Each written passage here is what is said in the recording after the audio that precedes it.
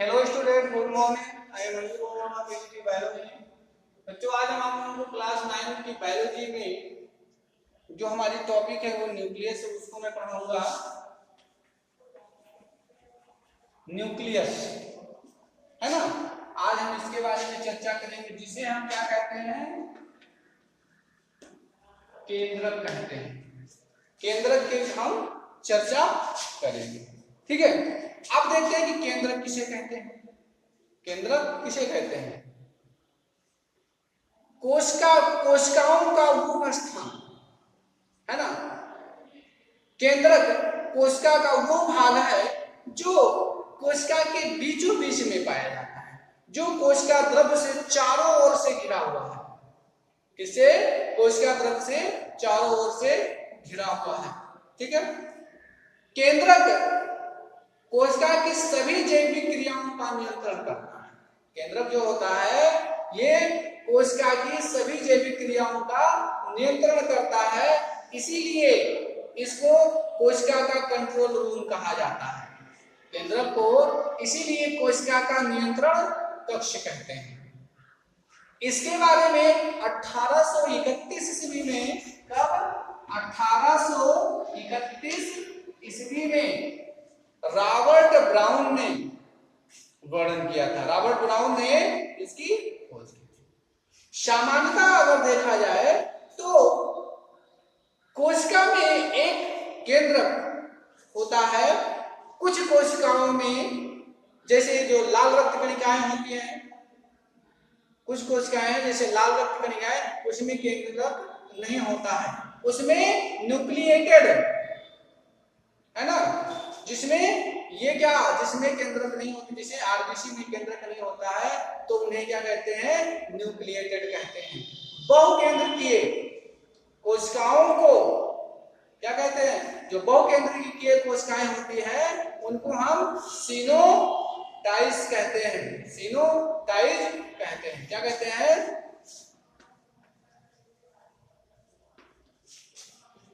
सिनोटाइज कहते हैं, ठीक है। केंद्रक जो होता है उसके 4 भाग होते हैं। केंद्रक के कितने भाग होते हैं? वैसे इसके 4 भाग होते हैं, ठीक है। अब हम देखते हैं कि वो 4 भाग कौन कौन से है ना। इसको हम देखते हैं कि उसके 4 भाग कौन कौन से, ठीक है। ये इस तरह से इसके केंद्रक के सबसे बाहरी भाग पर इस तरह की जो संरचना होती है वो पाई जाती है। ये बनी हुई होती है, इसमें ये चीज होती है, ठीक है। ये केंद्रक का बाहरी भाग होता है। क्या कहते हैं? जिसे हम न्यूक्लियर मेम्ब्रेन कहते हैं। क्या कहते हैं? न्यूक्लियर एनवलप कहते हैं, न्यूक्लियर मेम्ब्रेन कहते हैं, है ना। इसको क्या कहते हैं?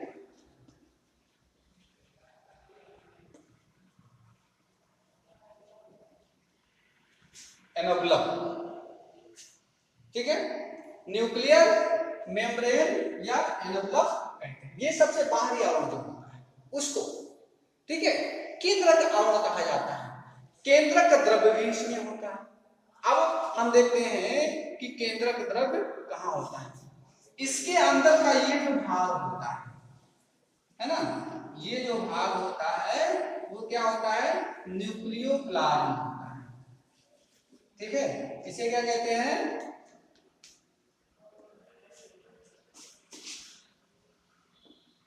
न्यूक्लियोप्लाज्म कहते हैं, ठीक है। क्या कहते हैं? केंद्रक द्रव्य कहते हैं, ठीक है। इसमें बहुत सारी चीजें होती है जो और पाई जाती है। इसमें केंद्रिका भी होती है। क्या होती है? केंद्रिका भी होती है।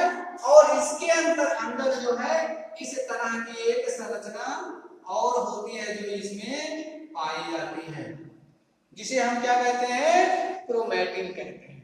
क्या कहते हैं? क्रोमैटिन कहते हैं, ठीक है। इसे क्या कहते हैं?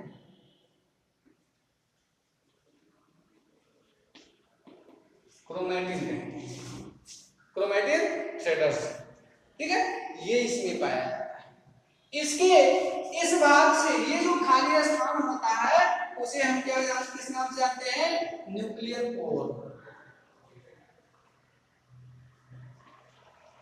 न्यूक्लियर पोर कहते हैं, जिससे इसमें कुछ पदार्थ जो होते हैं, मेटेरियल सब्सटेंस जो होते हैं वो आते जाते हैं। ठीक है। और एक बात और, एक चीज यहाँ पे और होती है जो इस तरह से यहाँ पाई जाती है, उसे न्यूक्लियोलस कहते हैं। ये क्या होती है? न्यूक्लियोलस, जिसे हम केंद्रिका कहते हैं, ये भी इसमें पाई जाती है। ठीक है। तो इसके कितने भाग होते हैं? 4 भाग होते हैं। Nuclear envelope, nucleoplasm, chromatin, nuclear pore और न्यूक्लियस। ये इसको यहां से हटा दोगे तो 1 2 3 ये 4 है ना, ये चीज होती है। अब जो केंद्रक आवरण होता है वो क्या होता है? केंद्रक आवरण, ये केंद्रक के चारों ओर 2 झिल्लियों का बना होता है, इसी दोहरी झिल्लियों का बना हुआ है ना। जो आवरण होता है वो केंद्रक आवरण होता है। इसमें जगह जगह पर छोटे छोटे छिद्र होते हैं, जिसे हम क्या कहते हैं? न्यूक्लियर पोर कहते हैं। केंद्रक आवरण केंद्रक व कोशिका द्रव के बीच पदार्थों के आदान प्रदान का नियमन करता है। किसका? केंद्रक व कोशिका द्रव के बीच जो पदार्थ होते हैं, है ना, उसको आने जाने का मतलब आने जाने देने का काम करता है, पदार्थों का नियमन करता है। वहीं जो साइटोप्लाज्म होता है, जो केंद्रक होता है, केंद्रक के चारों मतलब केंद्रक के अंदर एक पारदर्शी अर्धतरल, है ना, कणकीय पदार्थ भरा होता है। केंद्रक के अंदर एक पारदर्शी अर्धतरल कणकीय पदार्थ भरा होता है, जिसमें क्या होता है? क्रोमेटिन होता है, जिसमें क्रोमेटिन या क्रोमोनिमेटा तंतु और केंद्रिकाएं जो होती हैं, जो जिसे न्यूक्लियाई कहते हैं, वो पाए जाते हैं, है ना। वो क्या होता है? न्यूक्लियोप्लाज्म होता है। वहीं हम देखते हैं जो केंद्रक जालिका होती है, न्यूक्लियर रेटिकुलम जो होती है, क्या होती है? Nuclear reticulum. ये धागेनुमा जो क्रोमेटिन तंतु है ना, धागेनुमा क्रोमेटिन तंतु केंद्रक जालिका का निर्माण करते हैं। जो ये होता है ना, ये जो क्रोमेटिन है, ये ऐसी कुंडली मार करके बनता है, जिससे इसके द्वारा एक जाल का निर्माण होता है, जालिका का निर्माण होता है। इन तंतुओं को क्रोमोनिमेटा कहते हैं। क्या कहते हैं? क्रोमोनिमेटा कहते हैं। ठीक है। और इनसे बने जाल को न्यूक्लियर क्या कहते हैं? रेटिकुलम कहते हैं, या क्रोमेटिन जाल कहते हैं, जो इसमें होता है। ठीक है। कोशिका विभाजन के समय क्रोमेटिन जाल स्पष्ट तंतुओं व क्षणों के रूप में संघनित होता है। जब कोशिका का विभाजन होता है तो केंद्रक जाल जो होता है वो तंतुओं या क्षणों के रूप में क्या होता है? संघनित हो जाता है, एकत्रित हो जाता है, जिसे हम क्या कहते हैं? गुणसूत्र कहते हैं या क्रोमोसोम कहते हैं। ये इस तरह से जो है कोशिकाओं में होता है। कोशिकाओं में ये इस तरह का रूप ले लेता है, जिसे हम क्या कहते हैं?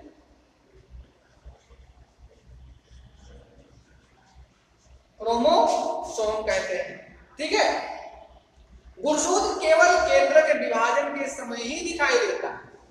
जब इसका विभाजन होता है, इस संपूर्ण भाग का जब विभाजन होता है, तब ये चीज दिखाई देता है, उसके पहले ये चीज नहीं दिखाई देता है। केंद्र की जालिका जो होती है, ये जो है जिसे हम क्रोमेटिन कहते हैं, जिसके द्वारा केंद्र की जालिका का निर्माण होता है, वो न्यूक्लियोप्रोटीन का बना होता है। इसका न्यूक्लिक अम्ल और प्रोटीन का बना होता है। इसमें 2 प्रकार के न्यूक्लिक अम्ल होते हैं। इसमें जो है कितने प्रकार के न्यूक्लिक अम्ल होते हैं? 2 प्रकार के होते हैं। ठीक है। नंबर 1 जो न्यूक्लिक एसिड है, न्यूक्लिक एसिड जो है वो 2 प्रकार की इसमें पाई जाती है। तो जो नंबर 1 होता है उसे हम क्या कहते हैं? डीएनए कहते हैं। क्या कहते हैं? डीएनए। और दूसरा जो है वो आरएनए होता है, जो इसमें पाया जाता है। ठीक है। इनमें से डीएनए केवल गुणसूत्रों में पाया जाता है, इसमें पाया जाता है। जो डीएनए होता है वो गुणसूत्रों में पाया जाता है और आरएनए जो होता है वो केंद्रक और कोशिका द्रव्य दोनों में पाया जाता है। ठीक है, डीएनए कहाँ पाया जाता है? केवल डीएनए में होता है, लेकिन आरएनए जो होता है केंद्रक और कोशिका द्रव्य दोनों में पाया जाता है। जो केंद्रिका होती है, केंद्रक के अंदर एक छोटा सा जो भाग होता है, एक छोटा सा जो भाग होता है या दो छोटी छोटी संरचनाएं बड़े केंद्रक के समान दो छोटी छोटी संरचनाएं केंद्रक के अंदर जो पाई जाती है उसको हम क्या कहते हैं? है ना, उसको हम केंद्रिका कहते हैं, न्यूक्लियोलस कहते हैं, जिसमें आरएनए और प्रोटीन होता है। क्या होता है? आरएनए और प्रोटीन। इसमें जो होता है क्या होता है? आरएनए और प्रोटीन होता है ना, ये दो चीजें इसमें पाई जाती है। ठीक है, इनके द्वारा राइबोसोम बनाने के लिए, इसके द्वारा जो है राइबोसोम बनाने के लिए राइबोसोमल आरएनए का संश्लेषण किया जाता है। इसका इनके द्वारा क्या होता है? आरएनए, है ना, आरएनए, इसको इस तरह से लिखते हैं आरएनए। राइबोसोमल आरएनए का क्या किया जाता है? संश्लेषण किया जाता है। ठीक है, ये हो गया। अब इसमें हम फंक्शन की बात करते हैं, कोशिका, है ना, केंद्रक के कार्य की बात करते हैं। कोशिका के अंदर होने वाली सभी जो जैविक क्रियाएं हैं, उन जैविक क्रियाओं का नियंत्रण किसके द्वारा होता है? केंद्रक के द्वारा होता है। इसी कारण केंद्रक को कोशिका का कंट्रोल रूम कहा जाता है। क्या कहते हैं? कोशिका का कंट्रोल रूम कहते हैं, जो इसमें होता है। ठीक है, ये हो गया। अब हम देखते हैं इसमें कि जो केंद्रक होता है, क्या होता है? जो केंद्रक होता है वो, इसमें केंद्रक में आनुवंशिक पदार्थ पाया जाता है। जेनेटिक मटेरियल जो होता है, आनुवंशिक पदार्थ जो होता है, वो कहाँ पाया जाता है? केंद्रक में पाया जाता है। ये जीव के लक्षणों को क्या करता है? ये जीव के लक्षणों की वंशागत के लिए उत्तरदायी होता है, एक पीढ़ी से दूसरी पीढ़ी में ले जाने का काम। जो इसमें किसमें पाया जाता है? जो आनुवंशिक लक्षणों को एक पीढ़ी से दूसरी पीढ़ी में ले जाने का काम करता है, वो भी केंद्रक में पाया जाता है। ठीक है, हम देखते हैं कि जब कोशिका विभाजन होता है तो उस समय कोशिका विभाजन के लिए भी कौन उत्तरदायी होता है? केंद्रक होता है, जिससे कोशिकाओं की संख्या में, है ना, कोशिकाओं की संख्या और जीवों के शरीर की वृद्धि होने लगती है ना, बढ़ोतरी होने लगती है। ठीक है, तो ये आपका क्या है? ये आपका केंद्रक है ना। अब हम देखते हैं अगली टॉपिक की बात हम करते हैं। ठीक है, तो अगली टॉपिक के लिए कल, तब तक आप इसको तैयार करें और इसको नोट में लिखें। धन्यवाद।